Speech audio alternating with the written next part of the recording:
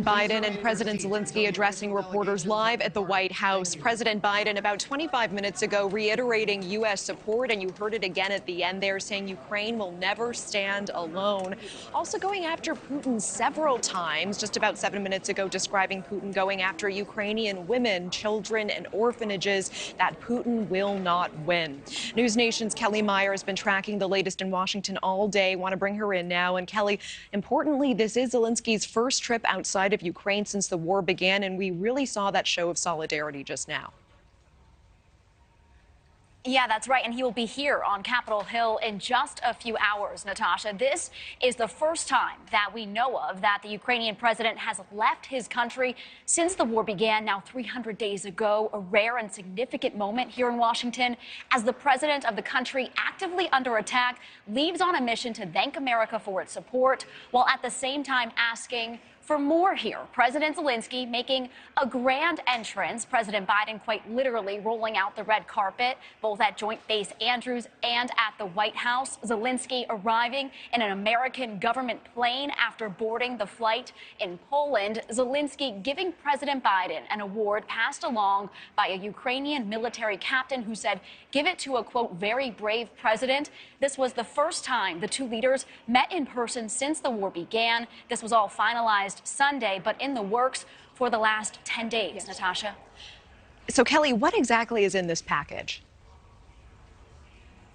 Well, today, President Biden announced a nearly $2 billion package for Ukraine. That includes, for the first time, the Patriot missile system. That's something that's been at the top of Zelensky's list. You even heard him joke here that he would like more of those. Right now, they're only sending a single one. They're also sending precision bomb kits that will turn dumb bombs into smart bombs that are guided by GPS coordinates that can target Russian military positions. There will also be some other ammunitions included in that, vehicles as well. Zelenskyy is expected to make a similar speech tonight in a rare primetime address to both houses of Congress. And this comes as Congress is expected to approve $45 billion more to Ukraine before the week is out. This visit comes at a crucial time, though, here in Washington. This is as Republicans vow to halt what they call a blank check to Ukraine once they take control of the House in just 2 weeks' time. Natasha. And Kelly, as well, we heard a lot about the Patriot missile system. Why is sending that so significant at this time?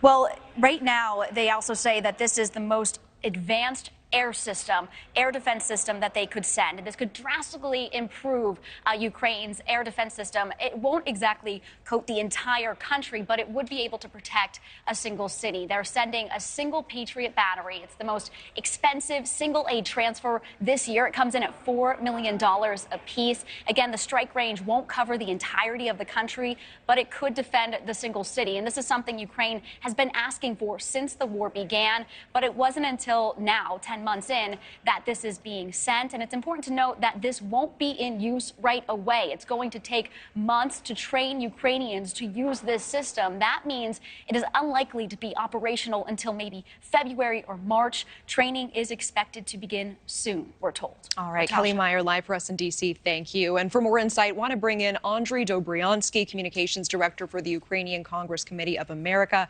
Andriy, thank you so much for your time. Thanks for being here. Thank you very much. As we've been saying, this is President Zelensky's first trip outside of Ukraine that we know of since the war began. What do you make of this timing? Why is he making this trip now? This is all for the Western world. Obviously, it's very late in Ukraine.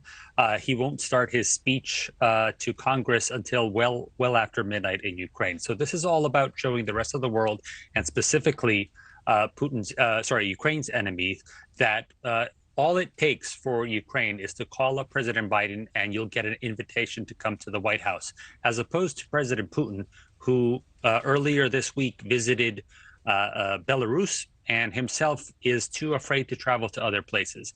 This shows how isolated the enemy is and how in line with the rest of the world Ukraine is. Well, and the Kremlin, meanwhile, today says there is now no chance for peace since President Zelenskyy is visiting Washington. Is that a surprise statement from them? And is there any concern about what Russia may do with Zelenskyy out of the country for the first time since the war began?